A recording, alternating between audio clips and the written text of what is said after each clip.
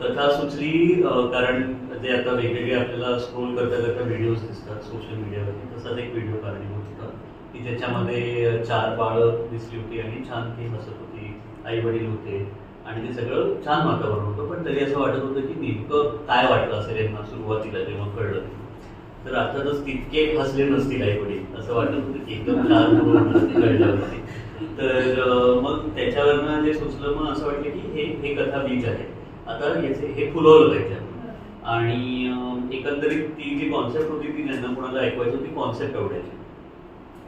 तेव्हा माझा कुठला चित्रपट झाला नव्हता. माझे मी गमतीने म्हणतो की माझे 5 पहिले चित्रपट आहेत, त्यापैकी हा एक होता दिग्दर्शक म्हणून, की आता हा माझा पहिला चित्रपट असेल, हा असेल, हा असेल, तसा हा मला वाटतं तिसरा का चौथा होता बहुतेक.